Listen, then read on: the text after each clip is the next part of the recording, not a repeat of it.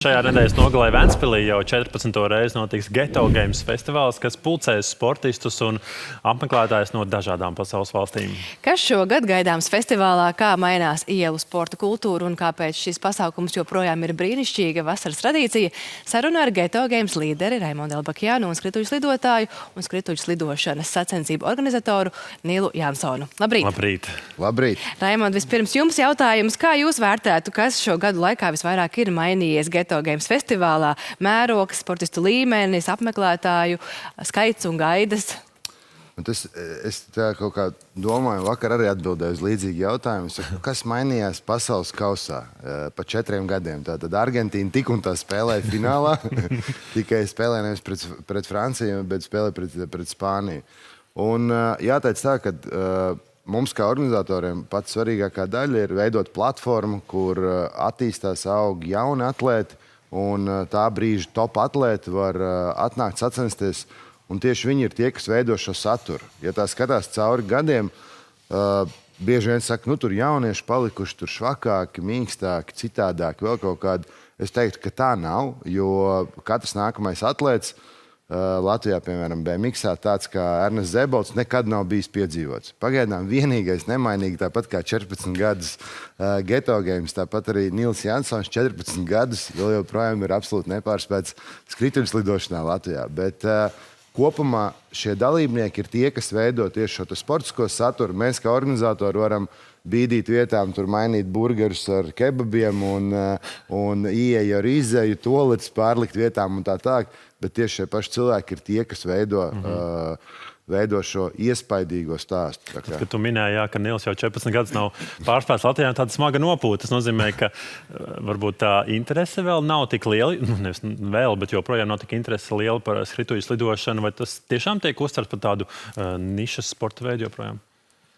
Es domāju, ka jā, bet arī visi šie alternatīvie sporta veidi tomēr jau ir ieguvuši tādu diezgan lielu pasaules slavu tādā komerc līmenī, jo arī skrituļu slidošana, es domāju, viss tas virziens, kā organizatorika notiek, iet uz arī olimpiskajām spēlēm. Un tas varētu vienā ziņā teikt, ir ļoti pret to visu, no kā tas viss ir cēlies ielās, kā tāds boikots pret sistēmu un robežām un visu to pārējo. Vairāk tāds pašizpausmes veids, brīvība, daudz to pat neliek kategorijā sports, bet vairāk dzīves stils, māksla. Bet es vienkārši domāju, tas prasa lielu drosmi. Un, kā teikt, kas neriskē, tas nevinnē. Un vienkārši šie sporta veidi ir tie, kas tādā ļoti tiešā formā tu vari izjust gan tajā piedaloties, gan to vērojot ar acīm. Tāpēc es domāju atbraukt uz Ventspili un paskatīties, kas notiek.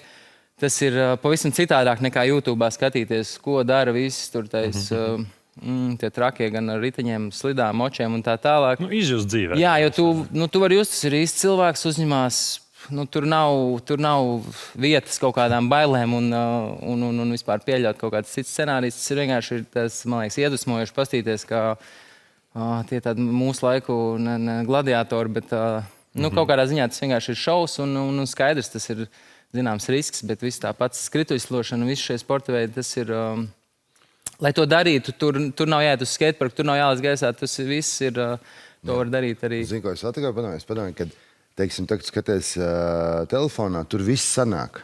Bet savukārt, ja tu esi tas kārtīgs heiters, tev obligāti ir jāierodas, jo tur nenormāli daudz cilvēku krīt. Krīt un atkal ceļās.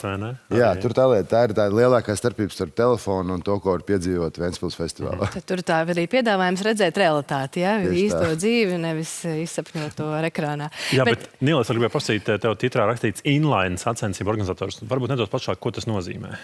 Es tieši, cik sporta veidi vispār ir Getiņā? Mēs 20 esam sastāvā. Daudz, tur ir tāds plašs klāsts, un es vairāk tā kā, es to jomu un tai burbulī jau dzīvoju visu savu dzīvi, teiksim tās apzinīgo. Es vienkārši palīdzu savākt savus draugus no Baltijas valstīm, no tālākām vietām, Anglija, Zviedrija, jo es pats tā kā, ikdienā vienkārši dzīvoju savā burbulī, sportoju, ceļoju, pa sacensībām braukāju apkārt, un es vienkārši palīdzu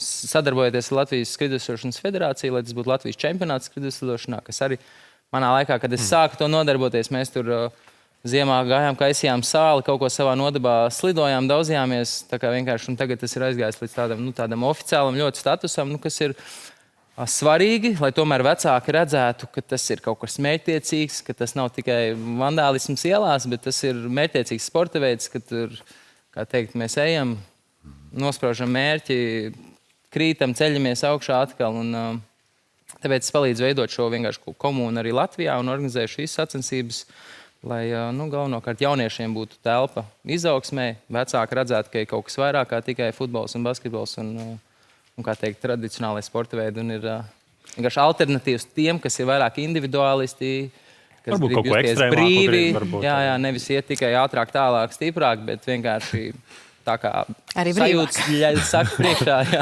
Jūs jau dzirdējāt, tāds neliels bīvs starp ekstrēmiem sportiem un klasiskiem.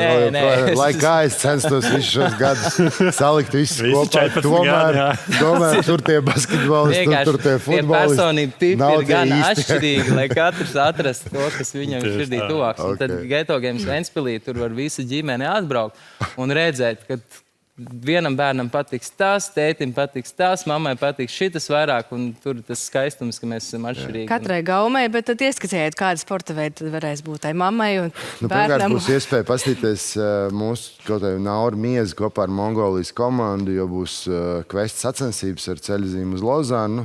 Piedalīsies daudz ļoti spēcīgas starptautiskas komandas, tāpat arī Nācija līga U23 basketbolā. Futbols, Five Star Cups, tālāk florbols, volejbols, BMX, inline skateboards, skūteri, tenisa sacensības. Tur citu redzot šeit ļoti labs deju battles. Tā ir viena no sacensībām, ko es vienmēr noskatos. Tāpat arī hip-hop battles, šis te verbālais, kas notiek piekdienas vakarā. Mūzikas programma. Vakarā ar Edgara Sniega koncertu, kurš šobrīd arī staigā pa televīzijā un stāsta par savu šo te albumu, ko beidzot viņš ir paveicis. Un Might Delete Later, tātad mūzikas sets programma sestdienas vakarā. Tā kā mēs tiešām mēs katru gadu tā strādājam ar domu, kas to zina, vai kādreiz vēl būs iespēja to realizēt. Ņemot vērā, ka mēs dzīvojam diezgan grūtos laikos, un šeit nav stāsts tikai par karu, bet arī mēs atceramies šo te pandēmijas mirkli, kad vienkārši viss tika uzlikts uz tādas vieglas pauzes. Par cik es to savā dzīvē esmu piedzīvojis, tad es vienkārši cenšos kopā ar Geto Games komandu iet tādā all-in, tā kā visu, ko protam, visu, ko varam, realizējam to šodien, negaidām rītdien. Visu, ko var šogad, tad šajā nedēļas nogalē Ventspilī jau 14. reizi Geto festivālā. Tiešām aicināti visi, ne tikai jaunieši, bet bērni ar visām ģimenēm. Un tas ir rētais bezmaksas pasākums, kur ir iespēja pieskarties tādam tiešām pasaules līmenim. Un Geto Games, tomēr mēs šo sociālo ideju vēl joprojām saglabājam un nebūvējam nekādus žogus un apsardzes un tā tālāk, jo gribam, lai katram jaunietim, neatkarīgi no viņa ģimenes finansiālā stāvokļa, tomēr būtu iespēja pieskārties un iespējams iedusmoties. Un kas to zina, varbūt tur arī būs nākamie Naura Mieža, Nīla Jansona un varbūt arī Raimonda Elbukiena. Kāds varbūt pārspērs to Nīlu Latvijā. Paldies, lai izdodas, lai tiešām izdodas būt turpmāk arī atvērtiem joprojām. Un paldies par sarunu, lai foršs festivāls. Raimonds Elbukiens, arī Nils Jansons šorīt pie mums Rīta panorāmā.